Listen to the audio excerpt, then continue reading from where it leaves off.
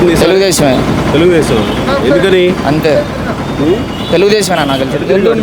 మీడియానా? మీడియాతో నేను మాట్లాడినా. మీడియాతో మాట్లాడవా? ఏ భయమా? భయం ఎందుకు? మనం కష్టపడుతున్నాం, మన రూపాయి మనకు వస్తుంది, ఇంకా భయం ఏంది?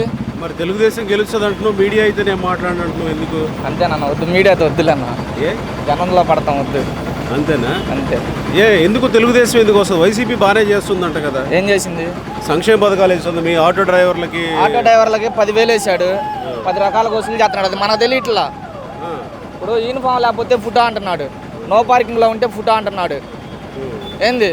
ఒకటి ఎదురు టికెట్లు ఎక్కించుకుంటే మళ్ళీ ఫుటో అంటున్నాడు, హెవీ లోడ్ అంటున్నాడు, 100 రకాలుగా ఇస్తున్నాడు. అమ్మఒడి అంటున్నాడు, నానబుడ్డిలో వసూలు చేస్తున్నాడు. అది ఏం లేదు. ఇప్పుడు పార్లమెంట్ పోటీ చేస్తున్న రోసయ్య పెమ్మసానిలో ఎవరు గెలుస్తారు అనిపిస్తుంది? పెమ్మసాని మీద ఏంటి నమ్మకం? పక్కా అంతే. అంటే టీడీపీ కాబట్టి. నేను టీడీపీ అవ్వచ్చు, లేకపోతే వైసీపీ. మీరు టీడీపీ అంటలేదు, నేను పార్టీ పరంగా అభిమానమా లేకపోతే పెమ్మసాని వ్యక్తిగతంగా అభిమానం? వ్యక్తిగతంగా. ఎట్లా వ్యక్తిగతంగా అంటే ఆయన ఎక్కడో ఇతర రాష్ట్రాలకు వెళ్ళి కష్టపడి కష్టం విలువ తెలుసు కాబట్టి మనకి ప్రజలకి అండగా ఉందామని చెప్పి వచ్చాడు ఆయన. అది అంటే పార్లమెంట్ నుంచి మనకు రావాల్సిన ప్రత్యేక హోదా లేకపోతే రాజధానికి పోలవరంకి నిధులు ఇవన్నీ రావాల్సినవి ఉన్నాయి కదా, పెమ్మసాని అయితే తీసుకొస్తాడు అనుకుంటున్నారా? పక్కా అన్న తీసుకుంటే. మరి గల్లా జయదేవ్ కూడా ఉన్నాడు కదా, ఆయన కూడా తీసుకురాలేకపోయాడు కదా. అంటే అవన్నీ నాకు విమర్శగా తెలియదు అన్న. ఓకే ఓకే ఓకే, పర్లేదు, మీకు తెలిసింది చెప్పండి. నాకు తెలిసిన బట్టి నేను చెప్పాను. ఈసారి వచ్చేది 100% పక్కా టీడీపీ.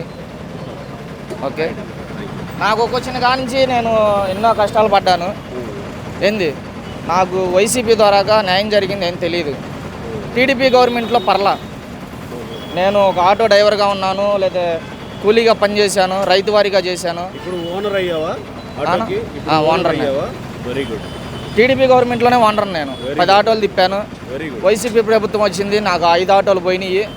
ఇప్పుడు అద్దె బండిలోకి వచ్చి అద్దె బండి పోయి చిన్నగా మళ్ళీ ఒక 20 ఏళ్ళు డబుల్ పేమెంట్ కట్టి ఆటో తెచ్చుకొని తిప్పుకుంటున్నాను అన్న. మీకు ఆటోలు పోవటానికి ప్రభుత్వానికి సంబంధం ఏంటి? లాక్డౌన్లో దెబ్బతిన్నాయి కన్నా. ఓకే, అప్పుడు ఎవరైనా ఏం చేయగలరు? ప్రభుత్వం ఏం చేయగలరు? ప్రభుత్వం తప్పు కాదు అది. లాక్డౌన్లో ఇప్పుడు అటు ఇటు అని తిరగకూడదు, డ్రైవర్లు సర్దిగా కలెక్షన్ ఇవ్వక తీసేసాను నేను కూడా. పెమ్మసానే గెలుస్తాడు. అంత పక్కగా ఎందుకు చెప్తున్నావు? అంత పక్కగా అంటే ఆయన ఎడ్యుకేటెడ్ పర్సన్. ఎడ్యుకేటెడ్ అయితే సరిపోద్దా? జనాల దగ్గరికి పోయి సమస్యలు పరిష్కరిస్తాడు. మాకు అంత నమ్మకం ఉంది అతను. అంటే ఇప్పటి వరకు ఏం చేయలేదు కదా ఆయన. ప్రస్తుతం చేయలేదు, ఇప్పటి నుంచి చేస్తాడు కదా. ఎట్లా నమ్మారు ఆయన్ని? ఎందుకు నమ్ముతున్నాం అంటే అతను ఒక ఎన్ఆర్ఐ. ఫస్ట్ అతనికి సంపాదించుకోవాలని ఇది లేదన్నాడు. ప్రస్తుతానికి అతను చెప్తున్నాడు. అతను రాజకీయ నాయకులు అందరూ అంతేగా చెప్తారు, కానీ కామన్గా అయితే వైసీపీ అయితే వేస్ట్. గుంటూరులో ఉన్న వాళ్ళు అయితే వైసీపీకి అసలు వేయరు. ఎందుకు వేస్ట్ అనిపించింది? ఎందుకంటే ఫస్ట్ వైసీపీలో అభివృద్ధి ఉండదు. అభివృద్ధి అసలు ఉండదు, వేస్ట్ అది. పేదవాళ్ళ కడుపు నింపుతున్నా నేను. కడుపు ఏం నింపాడు? కూలీ పని పోయేవాడికి ఇసుక దారిలో ఎట్లా ఉన్నాయి మొన్నటి దాకా. మా దగ్గర మామూలుగా మెకానిక్ కోసం వస్తారు. నేను మెకానిక్ కోసం వస్తారు. మా దగ్గరికి ఎవరు వస్తారు? మామూలు పనులు చేసుకునే వాళ్ళు వస్తారు. వాళ్ళు పనికి పోకుండా బండ్లు ఎందుకు రిపేర్ చేయించుకోరు కదా.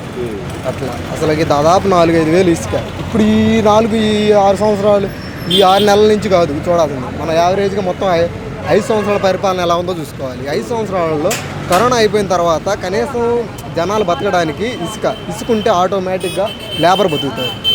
ఒక ఇసుక రేట్లు అనేది బీభత్సం.